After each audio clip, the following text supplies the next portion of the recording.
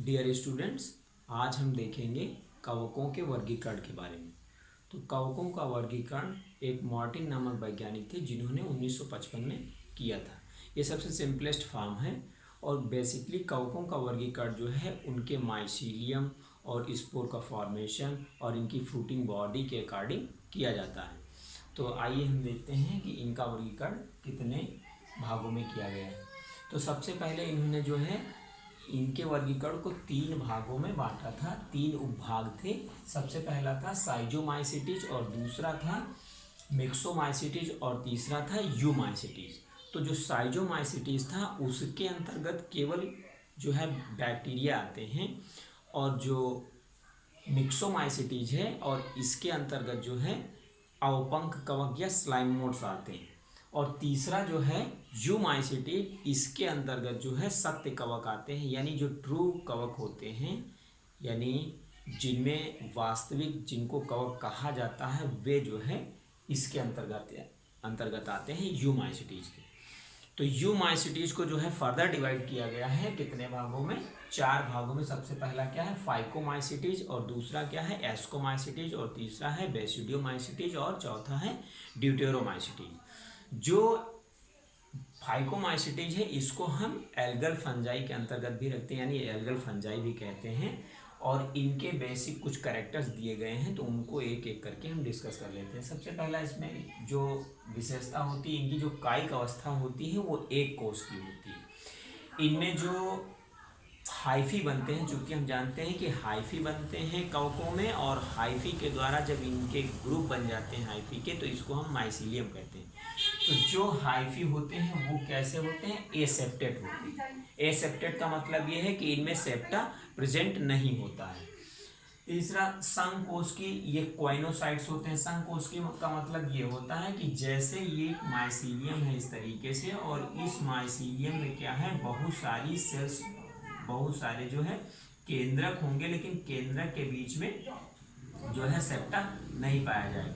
यहाँ पर कहने का मतलब ये है कि जो इनका हाइफी है उसके अंतर्गत जो है मल्टी न्यूक्लिएटेड न्यूक्लियस होंगे, यानी मल्टी न्यूक्लियस पाए जाएंगे, यानी न्यूक्लियाई एक से अधिक होंगे।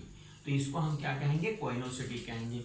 इनमें जब भी अलैंगिक जनन होगा तो स्पोर फॉर्मेशन होता है, या फिर कोनिडिया द्वारा, यानी स्पेशल संरचनाएं बन जाती हैं जिनके अंदर जो है स्पोर का फॉर्मेशन होता है, या फिर कोनिडिया बनता है कोनिडियो 4 के ऊपर।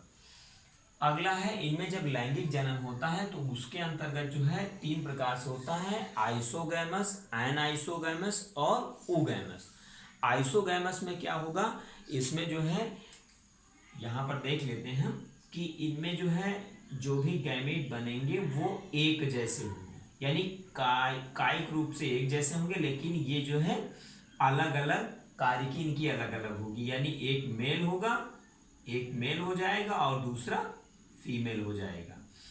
दूसरा है एनाइसोगैमस। तो एनाइसोगैमस में क्या है, ये एक छोटा हो जाएगा और एक बड़ा हो जाएगा, यानी कायिक रूप से भी अलग रहेंगे और कार्यकी रूप से भी अलग रहेंगे। ये हो जाएगा एनाइसोगैमस। और तीसरा इनका जो रूप है वो क्या है? ओगैमस। तो ओगैमस में क्या होगा, ये बिल्कुल डिफरेंट होंगे, और एक मोटाइल होगा और दूसरा नॉन मोटाइल होगा, यानी जो मेल वाला होगा वो क्या होगा? मोटाइल होगा, इसमें फ्लैजिला होगा, और दूसरा नॉन मोटाइल होगा, या ये फीमेल होगा, ये नॉन मोटाइल होगा, स्टेबल होगा। तो इसमें 3 प्रकार से जो है लैंगिक जनन होता है। इसका एग्जाम्पल है एल्ब्यूगो म्यूकर।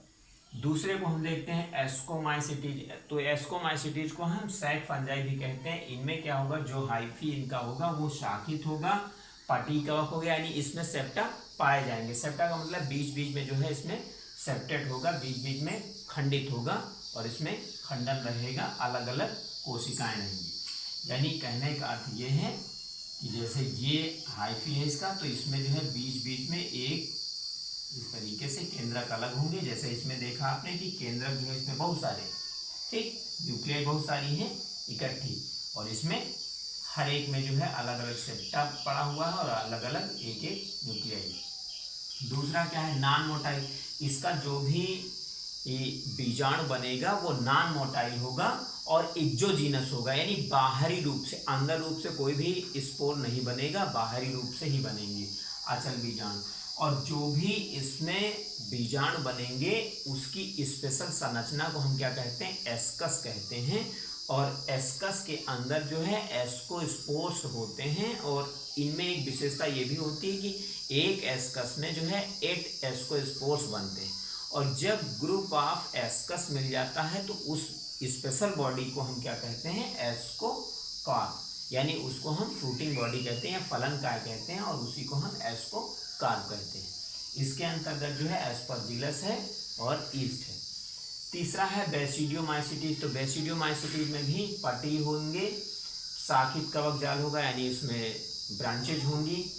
प्राथमिक अगुणित, यानी जो प्राथमिक होगा हाइफा वो अगुणित होगा, द्वितीयक जो हाइफा बन जाते हैं वो क्या होंगे, द्विगुणित होंगे, यानी डिप्लॉयड हो जाएंगे।